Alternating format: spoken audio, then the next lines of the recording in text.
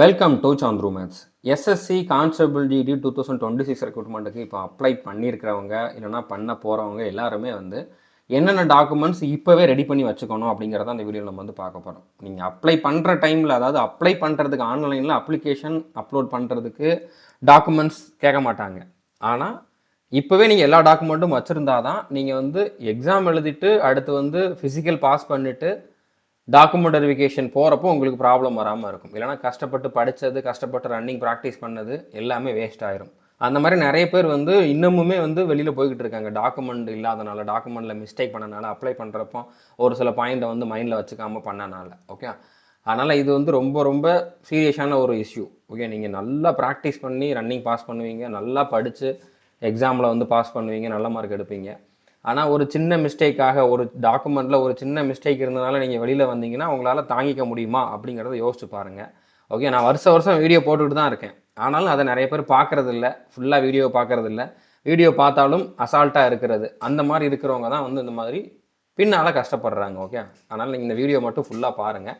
So இந்த வீடியோவில் என்னென்ன டாக்குமெண்ட்ஸ் இருக்கணும், என்ன ஃபார்மேட்டில் இருக்கணும், அதில் நேம் எதுவும் மிஸ்மேட்ச் ஆயிருந்துச்சுன்னா அதுக்கு என்ன சொல்யூஷன், க்ரூஷியல் டேட்னா என்ன அப்படிங்கக்கூடிய டீட்டெயில் பார்க்க போகிறோம். ஸோ வீடியோவை ஃபுல்லாக பாருங்கள். ஓகே, இந்த பிளேலிஸ்ட் இருக்கக்கூடிய வீடியோவும் நீங்கள் பார்க்கல அப்படின்னா பார்த்துருங்க. எஸ்எஸ்சி ஜிடி 2026 அப்படிங்கிறது அந்த பிளேலிஸ்ட்டோட நேம். டிஸ்கிரிப்ஷனில் இந்த பிளேலிஸ்ட்டுக்கான லிங்க் கொடுத்துருக்கேன். ஸோ இதில் இந்த 25,000 வேகன்சிக்குமான எலிஜிபிலிட்டி, செலெக்ஷன் ப்ராசஸ், அடுத்ததாக பார்த்தீங்கன்னா ஃபிசிக்கல், மெடிக்கல் பாயிண்ட்ஸ் எல்லாத்தையுமே நான் இதில் எக்ஸ்பிளைன் பண்ணியிருப்பேன். அடுத்து இந்த ரெக்ரூட்மெண்ட்டுக்கான 70 days study strategy time table கொடுத்துருப்பேன். 100 மார்க்குக்கு மேலே எடுக்கிறதுக்கான ஸ்டடி ஸ்ட்ராட்டஜி கொடுத்துருப்பேன். நீங்கள் இந்த வீடியோவும் பார்க்கலாம், பார்த்துருங்க.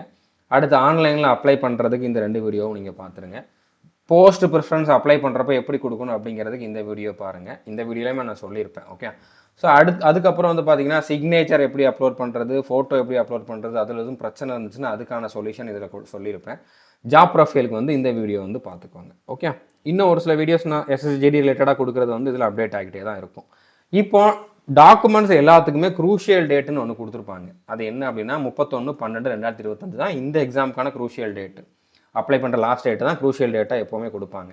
இந்த டேட்டுக்கு முன்னால் உங்களோட சர்டிஃபிகேட் எல்லாமே நீங்கள் வாங்கி வச்சுருக்கணும் அப்படிங்கிறது தான் இதுக்கான மீனிங். ஓகே, இப்போ நான் 10th முடிக்கிறதே அடுத்த வருஷம் தான் முடிக்கிறேன். 2026 பிப்ரவரி மார்ச்சில் தான் முடிக்கிறேன் அப்படின்னு இருக்கிறவங்களும் இதுக்கு அப்ளை பண்ணாங்கன்னா ஏற்றுப்பாங்களா? ஏற்றுக்க மாட்டாங்க. ஸோ அப்போ ஒரு டேட் இருக்கணும். ஓகே, அந்த டேட்டுக்கு முன்னால் எல்லா டாக்குமெண்ட்டும் வச்சுருக்கணும் அப்படின்னு சொல்லி ஃபிக்ஸ் பண்ணுறது தான் க்ரூஷியல் டேட் அப்படிங்கிறது. ஓகே, இப்போ உங்ககிட்ட 10th சர்டிஃபிகேட் கண்டிப்பாக இருக்கணும். 10th மார்க் ஷீட்டு தான் சர்டிஃபிகேட் அப்படிங்கிற மாதிரி சொல்லுவாங்க. 10th மார்க் ஷீட்டு தான் உங்களோட நேம், டேட் ஆஃப் பர்த்துக்கான ப்ரூஃப். நான் என்னோட ஆதார் கார்டில் நேம் அப்படி இருக்குது, அந்த சர்டிஃபிகேட்டில் அப்படி இருக்குது, இந்த சர்டிஃபிகேட்டில் அப்படி இருக்குது. எப்படி இருந்தாலும் பிரச்சனை இல்லை. உங்களோட நேமை அவங்க வெரிஃபை பண்ணுறதுக்கு எடுத்துக்கக்கூடிய ப்ரூஃப் பார்த்தீங்கன்னா 10th மார்க் ஷீட் தான். 10th மார்க் ஷீட்டில் எப்படி உங்களோட நேம் இருக்குதோ அதே மாதிரி தான் உங்களோட ஆன்லைன் அப்ளிகேஷன்லேயும் இருக்கணும். அப்ளை பண்ணப்போ நீங்கள் அந்த மாதிரி தான் கொடுத்துருக்கணும். டேட் ஆஃப் பர்த்துக்குமே பார்த்தீங்கன்னா 10th மார்க் ஷீட்டு தான் ப்ரூஃப். இதுக்கு உங்களுக்கு பர்த் சர்டிஃபிகேட்லாம் கேட்க மாட்டாங்க. ஓகே, 10th மார்க் ஷீட்டில் என்ன டேட் ஆஃப் பர்த் மென்ஷன் ஆகிருக்குதோ அதையே அவங்க கரெக்டான டேட் ஆஃப் பர்த்தாக எடுத்துக்குவாங்க. ஸோ அதில் இருக்க டேட் ஆஃப் பர்த்தும் உங்களோட அப்ளிகேஷனில் இருக்க டேட் ஆஃப் பர்த்தும் ஒரே மாதிரி இருக்கணும். ஓகே, ஸோ அடுத்ததாக பார்த்தீங்கன்னா நீங்கள் எஸ்சி, எஸ்டி, ஓபிசி, இடபிள்யூஎஸ் இதில் எந்த கேட்டகரியில் அப்ளை பண்ணுறீங்களோ அந்த கேட்டகரிக்கான சர்டிஃபிகேட் கண்டிப்பாக நீங்கள் வாங்கி வச்சுருக்கணும். ஓகே, ஸோ அதுவுமே நீங்கள் இந்த டேட்டுக்கு முன்னால் வாங்கியிருக்கணும். இந்த டேட்டை பற்றி இன்னும் தெளிவாக நான் அடுத்த ஸ்லைடில் எக்ஸ்பிளைன் பண்ணுறேன். ஆல்ரெடி சொன்னது தான், பட் திரும்பவும் இந்த வீடியோவில் எக்ஸ்பிளைன் பண்ணுறேன். ஓகே, அடுத்ததாக பார்த்தீங்கன்னா டொமிசில் சர்டிஃபிகேட்னு சொல்லுவாங்க. நம்ம ஊரில் போய் தாலுகா ஆஃபீஸில் டொமிசில் சர்டிஃபிகேட்னு கேட்டிங்கன்னா அப்படின்னா என்னன்னு நம்மக்கிட்ட திருப்பி கேட்பாங்க. ஓகே, நிறைய பேர் கமெண்ட்டில் கேட்குறீங்க, சார் டொமிசில் வாங்கணுமா, நேட்டிவிட்டி வாங்கணுமான்ட்டு. நம்ம ஊரில், நம்ம ஸ்டேட்டில், தமிழ்நாட்டில் நீங்கள் எங்கே வேணாலும் போய் டொமிசில் சர்டிஃபிகேட்னு கேட்டிங்கன்னா கண்டிப்பாக அவங்களுக்கே அது என்னன்ட்டு தெரியாது. ஓகே, ஸோ அதனால் நீங்கள் என்ன பண்ணணும் அப்படின்னா நேட்டிவிட்டி வாங்கிக்கோங்க. நேட்டிவிட்டி சர்டிஃபிகேட் வாங்கிக்கோங்க. ஓகே, இது எல்லாருக்குமே தெரியும். நேட்டிவிட்டி இருந்தாலே போதுமானது. ஸோ நேட்டிவிட்டி சர்டிஃபிகேட் வாங்கிக்கோங்க. இதுலேயும் இம்பார்ட்டண்டான பாயிண்ட் இருக்குது. அதை நான் ஆல்ரெடி ஒரு வீடியோவில் சொல்லியிருந்தேன், பட் இருந்தாலும் இந்த வீடியோவோட எண்டில் சொல்கிறேன். ஓகே, அடுத்து நீங்கள் என்சிசி கேண்டிடேட் அப்ளை பண்ணுறப்ப என்சிசி ஏ சர்டிஃபிகேட்டோ, பி சர்டிஃபிகேட்டோ, சி சர்டிஃபிகேட்டோ இருக்குதுன்னு சொல்லி அப்ளை பண்ணியிருக்கீங்க அப்படின்னா அந்த சர்டிஃபிகேட்டும் நீங்கள் வச்சுருக்கணும். அதுவுமே இந்த டேட்டுக்கு முன்னால் உங்களுக்கு இஷ்யூ பண்ணியிருக்கணும். ஓகே, உங்களுக்கு அந்த சர்டிஃபிகேட்டில் இருக்க டேட் பார்த்தீங்கன்னா இந்த டேட்டுக்கு முந்தின டேட்டாக இருக்கணும். ஓகே, முன்னால் இருக்கக்கூடிய எந்த டேட்டாக வேணாலும் இருக்கலாம். அடுத்து நீங்கள் அப்ளை பண்ணுறப்போ ஹையஸ்ட் குவாலிஃபிகேஷனில் 12th டிப்ளமோவோ கிராஜுவேஷனோ கொடுத்துருந்தீங்கன்னா அதுக்கான மார்க் ஷீட்டு சர்டிஃபிகேட்டும் நீங்கள் வச்சுருக்கணும். ஓகே, ஸோ புரிஞ்சுக்கணும் நினைக்கிறேன். இது கூட அந்த அளவுக்கு இம்பார்ட்டன்ட் இல்லை. பட் மற்ற எல்லா சர்டிஃபிகேட்டுமே வந்து பார்த்தீங்கன்னா ரொம்ப ரொம்ப ரொம்ப இம்பார்ட்டன்ட் ஆனது. இந்த எல்லா சர்டிஃபிகேட்டுக்குமே வந்து குரூஷியல் டேட் இது தான் 31/12 தான். 31/12/2025க்கு முன்னால் இந்த சர்டிஃபிகேட் எல்லாம் நீங்கள் வாங்கி வச்சுருக்கணும். ஓகே, ஸோ கிளியராக இருக்கும் நம்புகிறேன். இப்போ இந்த category certificate EWS, OBC, SC, எஸ்டிக்கெலாம் வந்து ஃபார்மேட் என்ன அப்படின்னு கேட்டிங்கன்னா, நம்மளுடைய தாலுகா ஆஃபீஸில் நம்ம ஊரில் இருக்கக்கூடிய தாலுகா ஆஃபீஸில் கொடுக்கக்கூடிய ஃபார்மேட் கரெக்டாக தான் இருக்கும். அந்த ஃபார்மேட்டை நீங்கள் அப்படியே யூஸ் பண்ணிக்கலாம். நோட்டிஃபிகேஷனில் கொடுத்துருக்கக்கூடிய ஃபார்மேட்டில் போய் சைன் வாங்கணுமான்னு கேட்டிங்கன்னா அப்படிலாம் பண்ண வேண்டாம். ஆன்லைனில் தான் சர்டிஃபிகேட் கொடுக்குறாங்க, அதுதான் கரெக்ட். ஓகே, அது அப்படி தான் இப்போ எல்லா இடத்துலையுமே கொடுக்குறாங்க. ஆன்லைனில் வாங்குகிற சர்டிஃபிகேட்டே போதுமானது. தனியாக நீங்கள் ஆஃப்லைனில் போய் அவரை சைன் போட சொல்லி வாங்கணும் அப்படிங்கிற மாதிரிலாம் எந்த அவசியமும் இல்லை. ஓகே, ஸோ கேட்டகரி சர்டிஃபிகேட்டை பொறுத்த வரைக்கும் தமிழ்நாட்டில் கொடுக்கக்கூடிய சர்டிஃபிகேட் கரெக்டாக தான் இருக்கும். அதுக்கப்புறம் பர்டிகுலராக இந்த எஸ்சி எஸ்டி கேண்டிடேட் வந்து பார்த்தீங்கன்னா, எப்போ நீங்கள் அந்த சர்டிஃபிகேட் உங்களோட லைஃப் டைமில் எப்போ நீங்கள் சர்டிஃபிகேட் வாங்கியிருந்தாலும் அதுவே போதுமானது. ஆனால் அந்த சர்டிஃபிகேட்டில் இங்கிலீஷில் உங்களுடைய நேம் மற்ற டீட்டெயில் எல்லாம் ஃபில் ஆகிருக்கணும். தமிழ்லையும் இருக்கலாம், பட் இங்கிலீஷ் கண்டிப்பாக இருக்கணும். தமிழ் இங்கிலீஷ் ரெண்டுலேயும் இருக்குன்னா பிரச்சனை இல்லை. தமிழில் மட்டும்தான் இருக்குது, இங்கிலீஷில் ஃபில் ஆகலை அப்படின்னா நீங்கள் ஃபில் பண்ணி வாங்கிக்கோங்க, இல்லைனா புது சர்டிஃபிகேட் வாங்கிக்கோங்க. ஓகே, அடுத்து இடபிள்யூஎஸ், ஓபிசியில் இருக்கிறவங்க வந்து பார்த்தீங்கன்னா எந்த டேட்டுக்குள்ளே அவங்களுடைய சர்டிஃபிகேட்டை வாங்கணும் அப்படின்னா, எஸ்சி எஸ்டிக்கு பிரச்சனை இல்லை. அவங்க இந்த டேட்டுக்கு முன்னால் 31/12க்கு முன்னால் எப்போ வாங்கியிருந்தாலும், நான் 5 வருஷத்துக்கு முன்னால் வாங்கியிருந்தேன் அப்படின்னாலுமே அந்த சர்டிஃபிகேட்டே போதுமானது, புதுசாக அவங்க வாங்க வேண்டிய அவசியம் இல்லை. ஆனால் இடபிள்யூஎஸ், ஓபிசியை பொறுத்த வரைக்கும் அந்த மாதிரி கிடையாது. ஓகே, நீங்கள் வந்து ஏப்ரல் 1, 2025க்கு அப்புறம் வாங்கியிருக்கணும். அதே மாதிரி டிசம்பர் 31, 2025க்கு முன்னால் வாங்கியிருக்கணும். இந்த 2 டேட்டுக்கு நடுவில் தான் உங்களோட சர்டிஃபிகேட் இஷ்யூ ஆகிருக்கணும். ஓகே, அந்த மாதிரி சர்டிஃபிகேட் நீங்கள் வச்சுருக்கணும்.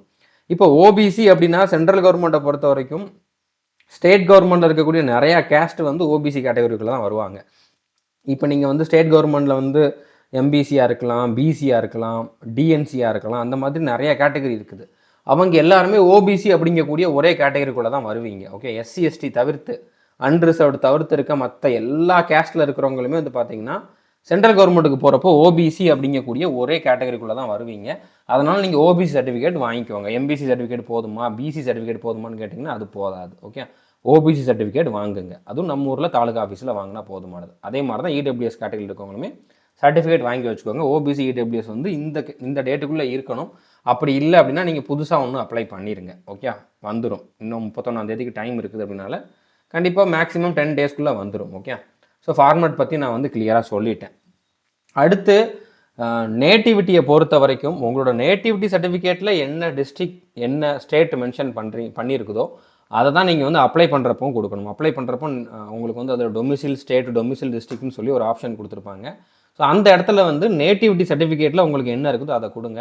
இப்போ நிறையா டிஸ்ட்ரிக்ட் வந்து புதுசாக பிரித்தாங்கல்ல, அந்த புது டிஸ்ட்ரிக்டில் இருக்கிறவங்க கொஞ்சம் கவனமாக கொடுங்க. ஓகே, ஏன்னா உங்களுக்கு வந்து வேறு டாக்குமெண்ட்டில் இப்போ ஆதார் கார்டில் வந்து பழைய டிஸ்ட்ரிக்ட் இருக்கலாம், பட் அது பிரச்சனை இல்லை. இப்போ புது டிஸ்ட்ரிக்டில் எந்த டிஸ்ட்ரிக்டில் இருக்கீங்களோ நீங்கள் அந்த டிஸ்ட்ரிக்டை தான் இப்போ கொடுத்து அப்ளை பண்ணணும், டொமிசில் டிஸ்ட்ரிக்ட் அப்படிங்கக்கூடிய ஆப்ஷனில். ஓகே, இப்போ ஃபார் எக்ஸாம்பிள் திருநெல்வேலியில் இருந்தால் தென்காசியை பிரித்தாங்க. ஸோ தென்காசிக்காரங்க நிறைய பேருடைய ஆதார் கார்டில் பார்த்தா திருநெல்வேலின்னு தான் மென்ஷன் ஆகிருக்கும். ஈவன் என்னோட ஆதார் கார்டிலேயே திருநெல்வேலி, என்னோட நிறையா ப்ரூஃபில் திருநெல்வேலின்னு தான் மென்ஷன் ஆகிருக்கும். ஓகே, ஆனால் இப்போ டிஸ்ட்ரிக்டை பிரிச்சுட்டாங்க. இப்போ நான் வந்து நேட்டிவிட்டி சர்டிஃபிகேட் வாங்கினேன் அப்படின்னா தென்காசி அப்படின்னு தான் சொல்லி எனக்கு வந்து சர்டிஃபிகேட் கொடுப்பாங்க. ஓகே, அப்போது நான் அப்ளை பண்ணுறப்ப தென்காசின்னு தான் கொடுத்து அப்ளை பண்ணணுமே தவிர திருநெல்வேலின்னு கொடுத்து பண்ணிட்டேன் அப்படின்னா தப்பாயிரும். ஸோ அப்போ என்னை வந்து டாக்குமெண்ட் வெரிஃபிகேஷனில் ரிஜெக்ட் பண்ணிடுவாங்க. ஓகே, ஸோ புரிஞ்சுருக்குன்னு நினைக்கிறேன். பர்டிகுலராக இந்த புது டிஸ்ட்ரிக்ட் வந்து பிரிஞ்சவங்க, அடுத்து இந்த சென்னை சரௌண்டிங்கில் இருக்க டிஸ்ட்ரிக்டில் இருக்கிறவங்க மிஸ்டேக்காக சென்னைன்னு போட்டு அப்ளை பண்ணிவிட்டு பின்னால் போய் மாட்டிக்கிறீங்க. ஓகே, ஸோ அதெல்லாமே கிளியராக பார்த்து அப்ளை பண்ணுங்கள்.